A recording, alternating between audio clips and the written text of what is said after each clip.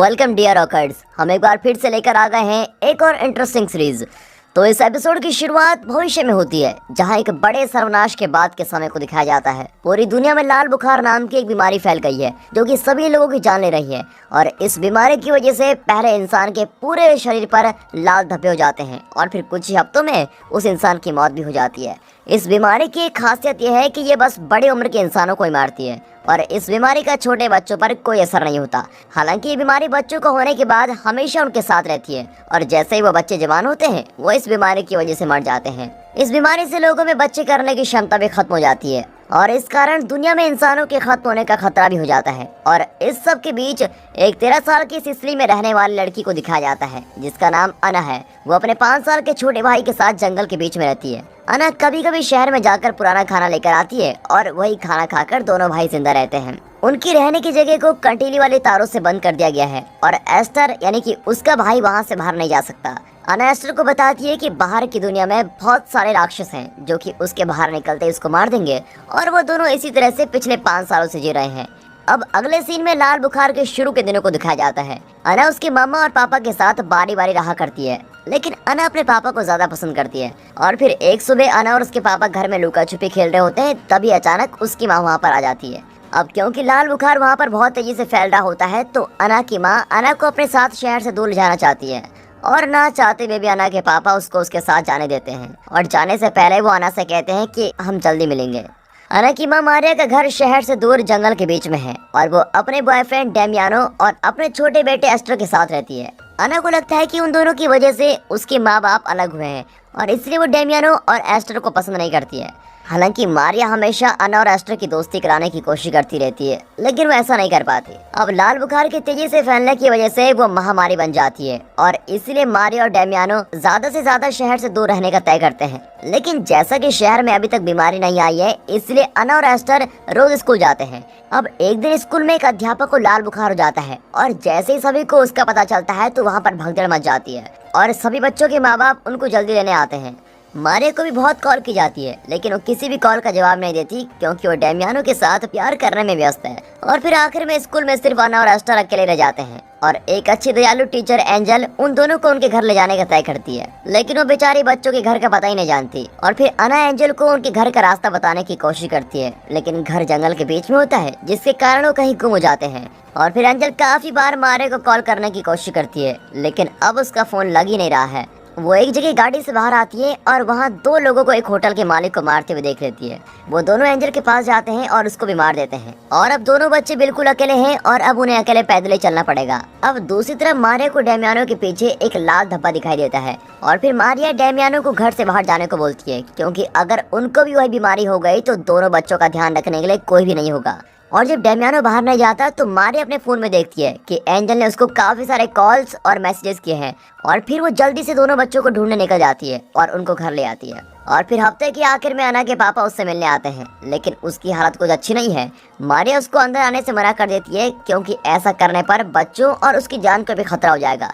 और उसी शाम को अना अपने पापा को वापस गाड़ी में बैठता देखती है और देखती है कि वो बैठते बेहोश हो गया। फिर कुछ दिनों में सभी को बीमारी हो जाती है और मारिया को पता चलता है कि उसके पास जीने के लिए अब ज्यादा दिन नहीं बचे हैं और बच्चों का अकेले रहने का ख्याल उसको बहुत ही डरा रहा होता है। इसीलिए वो अपने बच्चों की जिंदा रहने के लिए कुछ बातें लिखना शुरू कर देती है और लिस्ट में सबसे पहली बात में लिखा गया है कि अना को अपने और उसके छोटे भाई का किसी भी कीमत पर ध्यान रखना होगा और लिखा है कि उन दोनों को साथ मिलकर सभी समस्याओं का हल करना पड़ेगा। अब वापस सीन प्रेजेंट में आता है, जहां बड़ी अना अपने भाई एस्टर को बताती है कि जंगल के पेड़ों ने ही उनको बाहर की दुनिया से बचा कर रखा हुआ है और वो साथ ही बताती है कि केवल अना के मरने के बाद ही एस्टर बाहर की दुनिया में जा सकता है। मौत क्या होती है इसकी समझ एस्टर को नहीं होती, इसलिए वो अना की जल्दी से मरने की बात बोलता है। और फिर अगली सुबह अना शहर से चीजें लेने के लिए बहुत ही जल्दी निकल जाती है। शहर में वो एक अंधेरे वाले कमरे में पहुंच जाती है, जहां उसको एस्टर के लिए एक खेलने वाला गुड्डा मिलता है। फिर वो उस कमरे से होते हुए एक चर्च में पहुंच जाती है, जहां उसकी तरह बहुत सारे बच्चे खाना और काम की चीजें ढूंढ रहे होते हैं।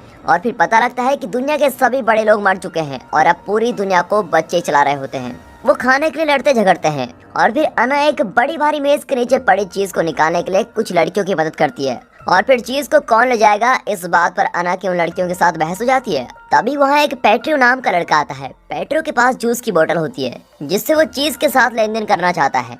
हालांकि अना उसका बुद्धू बना देती है और आधी चीज और जूस की बोतल दोनों लेने में कामयाब हो जाती है। और तभी वहाँ अचानक नीले बच्चे नाम का एक समूह आता है जो वहाँ खाना चुराने आया होता है। वो चोरी करते हैं और दूसरे बच्चों को मारते हैं और दुनिया में ऐसे ही जिंदा रहते हैं। और फिर अना और पेट्रियो अपनी जान बचाने के लिए वहाँ से भाग जाते हैं और उन दोनों का पीछा किया जाता है, लेकिन वो दोनों एक सीढ़ी पर चढ़कर पुस्तकालय की दूसरी तरफ पहुँच जाते हैं। अब अना के न होने पर एस्टर जंगल में अकेला इधर उधर घूम रहा होता है और अलग अलग जानवर बनकर खुद से खेल रहा है। तभी उसका ध्यान कांटे वाले तारों की दूसरी तरफ पड़े एक खाने के डब्बे पर जाता है और वो एक डंडे की मदद से उसको अपने पास लाने की कोशिश कर रहा होता है। और जैसे ही वो गलती से तारों के थोड़ा बाहर जाता है, वो राक्षसों के बारे में सोचकर बहुत ही डर जाता है और वापस भागता है। और फिर बताए गए राक्षसों से छुपने के लिए छोटा एस्टर एक कचरे के लिफाफे का प्रयोग करता है और आखिरकार खाने की बोतल उसको मिल जाती है। अब दूसरी तरफ शहर में अना और पेट्रियो नीले बच्चों के समूह से बच गए हैं और उनकी भी दोस्ती भी हो जाती है। और वहाँ पर अफवाह भी फैली हुई है कि नीले बच्चों के समूह ने कुछ ऐसे बड़े इंसानों को छुपा कर रखा हुआ है जो किस करके लाल बुखार हुए लोगों को ठीक कर सकते हैं। कहा जाता है कि नीले बच्चे नाम का समूह शहर में अपना दबदबा बनाए रखने के लिए ऐसा कर रहे हैं, लेकिन कोई भी इस बात पर विश्वास नहीं करता। और फिर रास्ते में पेट्रिक को एक लड़का दिखाई देता है जो कि लाल बुखार की वजह से मरने वाला है और वो उसको बिना दर्द की मौत देने के लिए वहाँ पर रुका हुआ है। लेकिन अना को लगता है कि इस सब का कोई फायदा नहीं है। अब इसके बाद पेट्रियो अना को उसके घर अपने बाइक पर छोड़ने जाता है। अना उसको अपने घर का पता नहीं देना चाहती, लेकिन पेट्रियो बोलता है कि अगर कभी अना उससे दोबारा मिलना चाहेगी तो वो समुद्र के किनारे आ सकती है। अब दूसरी तरफ एस्टर अपने घर में उसके माँ बाप के कमरे में जाता है, जहाँ मारिया के शरीर का बचा हुआ हिस्सा अभी भी बेड पर है। उसकी खोपड़ी चौंकाने वाली है और साथ ही उसका बेड जेवर से भरा हुआ है। वो वहाँ जाता है और मारिया के लिखे आदेशों वाली किताब से कुछ पढ़ने लगता है। खाने मिलने पर क्या करना चाहिए ये किताब में पढ़ रहा होता है। उसमें लिखा है कि उनको सबसे पहले उस खाने की खराब होने की डेट को देखना चाहिए और अगर वो ऐसा नहीं कर सकते तो उन्हें खाने की महक लेनी चाहिए और अगर उसमें से गंदी महक आती है तो उन्हें उस खाने को उबाल देना चाहिए। एस्टर उस खाने की महक लेता है, लेकिन उसमें से आ रही गंदी महक पर ध्यान नहीं देता और फिर कुछ ही देर में अना घर आती है और वो अपने साथ लाई चीजों को एस्टर को दिखाने के लिए बड़ी उत्सुकता से उसको दिखाती है। वो बताती है कि सभी चीजों को लाने के लिए उसको राक्षसों से लड़ना पड़ा और वो ऐसा इसलिए कह रही है ताकि एस्टर कभी भी बाहर ना जा सके। अब अगले सीन में तीन बच्चे एक गुफा की तरह दिखने वाली जगह में घूम रहे हैं। वो एक चेन खींचते हैं और वहाँ चेन से बंधा हुआ एक बड़ा इंसान आता है, लेकिन अभी तक बताया नहीं जाता कि वो बड़ी औरत अभी तक कैसे जिंदा है और बच्चों ने उसको ऐसे पकड़कर क्यों रखा हुआ है। अब इसके बाद हमें दो जुड़वा भाई दिखाते हैं जिनका नाम मारियो और पायलो है। उनकी एक दुकान है और कुछ चीजों को लेकर वो वहाँ खाना और नक्शा बेचते हैं और दोनों भाई लाल बुखार की नकली दवाई बेचकर बाकियों को बुद्धू बनाते हैं। वो हमेशा एक दूसरे का साथ देते हैं और ऐसे ही करके वो अभी तक जिंदा बचे हुए हैं। अब एक सुबह बड़ा भाई पोलियो उठता है और उसके शरीर पर लाल धब्बे बने हुए हैं। वो मारियो का शरीर भी देखने जाता है, लेकिन उसके शरीर पर ऐसा कोई भी निशान नहीं होता और ये बात बिल्कुल साफ हो जाती है कि पायलो को लाल बुखार हो गया है और वो कुछ ही हफ्तों तक जिंदा रहने वाला है। और फिर वो उनके पास पड़े सभी खाने को खत्म कर देते हैं और साथ ही अगले हफ्ते में सिर्फ मस्ती करने का तय करते हैं। पायलो अपनी आखिरी इच्छा बताता है कि वो मरने से पहले आइसक्रीम खाना चाहता है। उनके पास फ्रिज को छोड़कर आइसक्रीम बनाने के लिए सभी चीजें हैं और फिर पायलो मारियो से नीचे एक गड्ढा खोदकर एक तहखाना बनाने को बोलता है और पायलो के मर जाने के बाद मारियो उस जगह का प्रयोग करके आइसक्रीम बनाकर लोगों को बेच सकता है। अब दूसरी तरफ जंगल में अना और एस्टर भाग रहे होते हैं और मस्ती में खेल रहे हैं। अना अब अपने भाई को प्यार भी करने लगती है। दोस्तों, क्या अना की तरह आपकी जिंदगी में भी कोई ऐसा है जिसको आप पहले पसंद नहीं करते थे, लेकिन समय के साथ साथ आप उसके लिए सबसे जरूरी बन गए हो? वीडियो को पॉज करके कमेंट्स में जरूर बताइएगा। अब अगली सुबह अना दोबारा जरूरी चीजें ढूंढने के लिए निकल जाती है, लेकिन अब की बार वो समुद्र के किनारे जाती है और पेट्रो से मिलने का सोच रही है।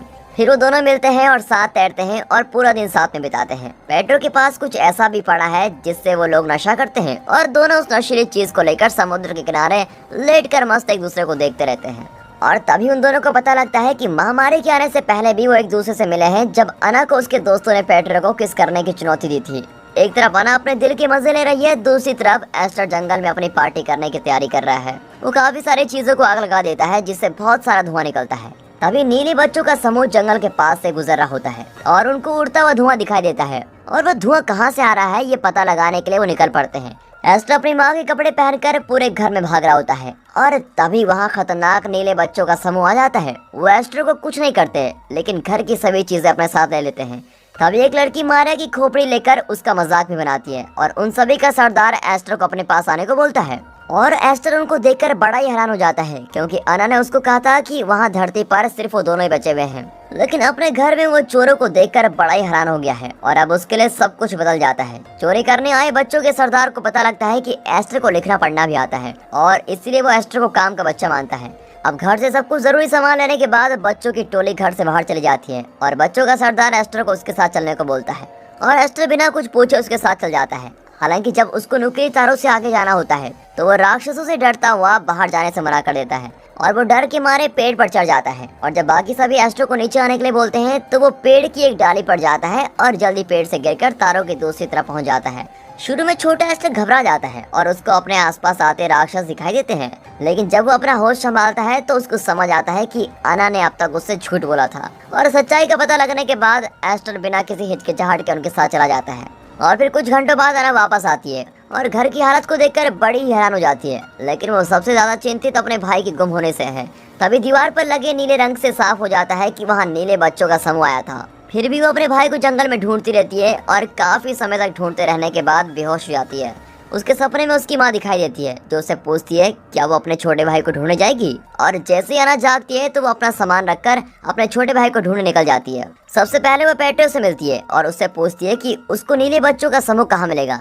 पेट्रियो पहले नीले बच्चों के आसपास रहता था, इसलिए उसको पता है कि वो मैगेरा में मिलेंगे।